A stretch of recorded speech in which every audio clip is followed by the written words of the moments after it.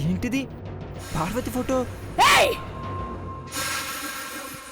బావ పార్వతిని ప్రేమిస్తున్నట్టు ఎప్పుడూ చెప్పలేదు. అలా అనిపించడం లేదు. Stop it Aishwarya, stop it, just stop it. Aishwarya అన్న దాంట్లో తప్పులేదక్కా. తన మనసులో ఉన్నది పార్వతి అని దేవా చెప్పుంటే నువ్వు గుడి దగ్గర భిక్షాందేహి అని జోలి పట్టేదానివి కాదు కదా. అలా అని బాధపడుతోంది పాపం చిన్న కోడలు.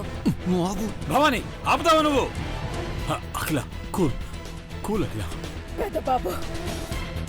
పెద్ద బాబు ఇలా చేస్తాడనుకోలేదు. ఎక్కడ ఎక్కడ దేవా? దేవా ఎక్కడ? కూల్.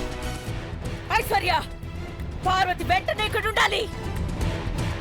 5 నిమిషాల్లో 5 నిమిషాల్లో ఇద్దరు నా కళ్ళ ముందు ఉండాలి. అఖిల అఖిల నువ్వు ఆవేశపడకు. ఇక్కడ ఉండాలంతే. ఆవేశపడక అఖిల. అసలు ఏం జరిగిందో తెలుసుకుందాం మనం. అందరికీ తెలిసిందండి. అఖిల మనకే ఇప్పుడు తెలుస్తోంది.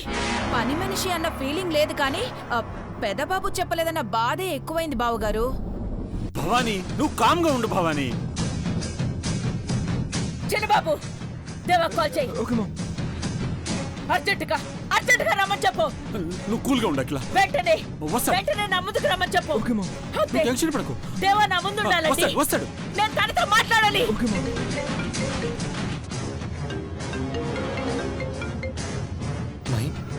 అర్జెంట్గా ఇంటికి రా బ్రో. ఏమైంది మహి? ఎందుకు? నువ్వు రా బ్రో ఇంటికి. ఏమైందిరా? రా బ్రో, ఉంటా. మామ్ వస్తారు. On the way dad.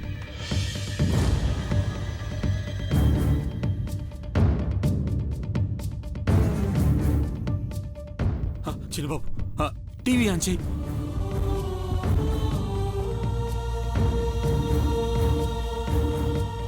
Breaking news. Ghattamaneni సామ్రాజ్యపు యువరాజు దేవేంద్రతో పని మనిషి పార్వతి ప్రేమాయణం.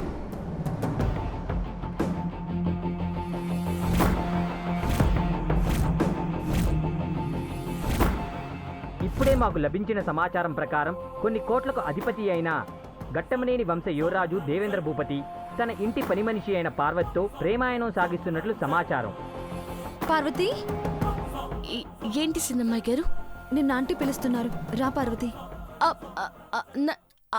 అమ్మగారు పిలుస్తున్నారా?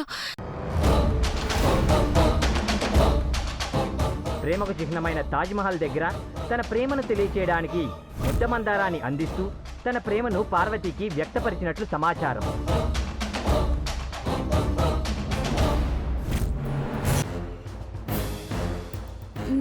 నా వల్లే తన తప్పు జరిగినదా సిన్నమ్మాయి గారు? తప్పు జరిగే వరకు తెచ్చుకొని ఇప్పుడు తప్పు జరిగిందా అని అడుగుతున్నావా పార్వతి? ఏంటమ్మాయి గారు మీరు అనేది? నీ మనసులో ఏ విషయం, ఏ బాధ దాచుకోకుండా నాతో చెప్పమని నిన్నొక అక్కలాగా అడిగాను పార్వతి.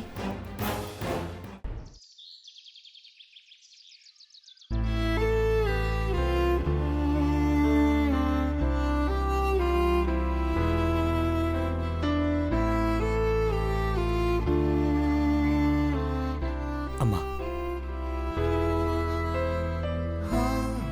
ఎన్ని రోజులు నా మనసులో ఉన్నది పార్వతి అని తెలిస్తే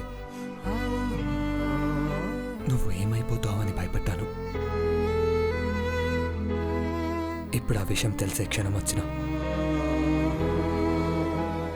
పార్వతి నొచ్చుకుంటుందేమో అని బాధపడుతున్నాను. నా ప్రేమను నేనే దాచిపెట్టి మిమ్మల్ని వెతకమన్నట్టుందమ్మా. నన్ను క్షమించమ్మా,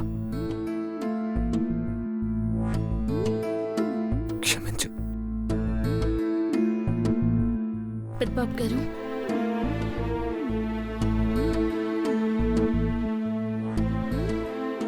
అమ్మగారితో చెప్పకుండా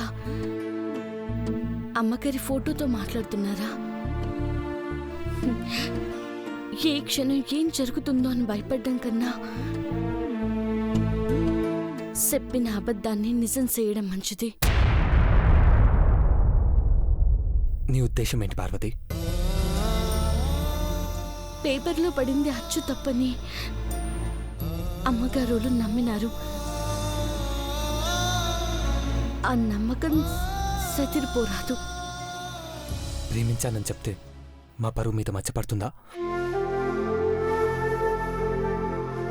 అలా అనుకునే స్వచ్ఛమైన ప్రేమకు దూరమయ్యారు చరిత్రలో చెప్పుకునే దురదృష్టవంతులు. మనిద్దరం ఒకటే అదృష్టం ఉందని నేను నమ్ముతున్నాను పార్వతి. మీ నమ్మకం ఇంకెన్నాళ్ళుంటాదో మీరే చూస్తారు పెద్దబాబు గారు. రోజులు లెక్క పెట్టుకోవడం కన్నా ఈ రోజు నువ్వు నన్ను ప్రేమిస్తున్నావని ఒక్క మాట చెప్తే ఈ బాధలేవి ఉండవు పార్వతి. మీకెట్టా చెప్పాలో అర్థం కావట్లేదు పెద్దబాబు గారు. నువ్వు ప్రేమిస్తున్నట్టు చెప్పు పార్వతి.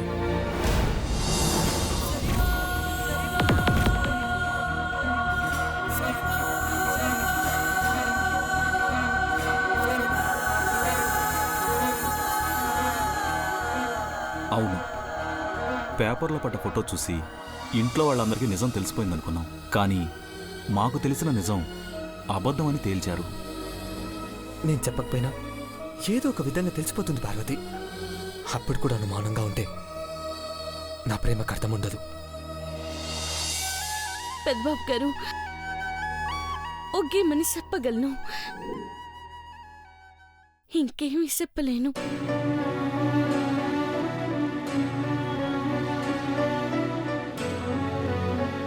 నువ్వు ఎటూ తేల్చుకోలేని పరిస్థితుల్లో ఉన్నావని నాకు తెలుసు పార్వతి. కానీ నేనైతే నిర్ణయానికి వచ్చేసాను.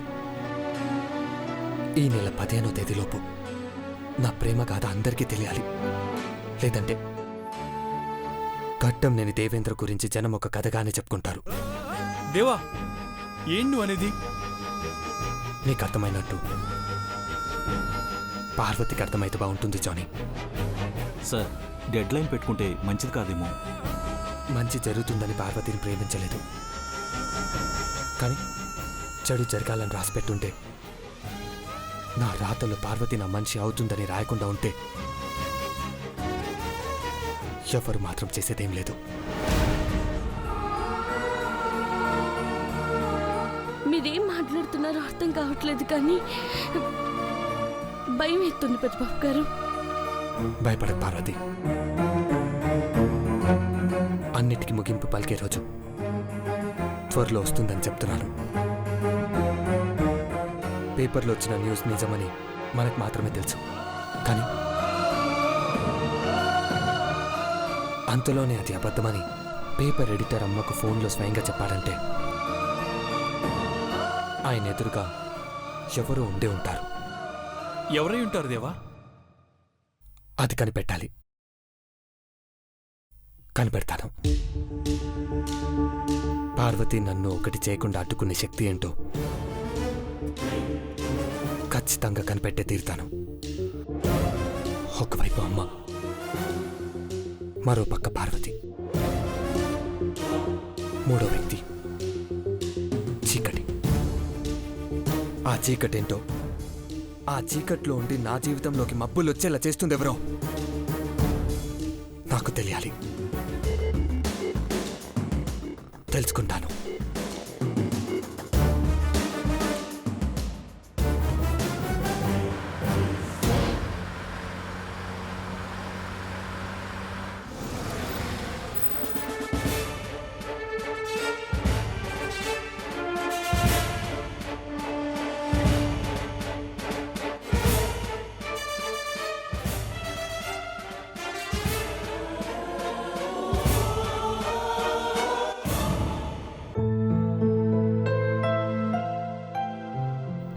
రా బ్రో, కూర్చో. హాయ్ నాన్న. ఈ నెల 15వ తేదీ ఉదయం 10 గంటలకు దివ్యమైన ముహూర్తం ఉంది. ఆ రోజు నిశ్చితార్థం పెట్టుకుంటే శుభప్రదంగా ఉంటుంది.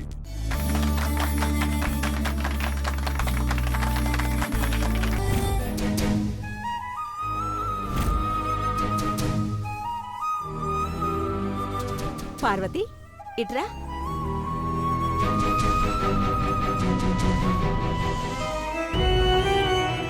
పార్వతి, తీసుకో.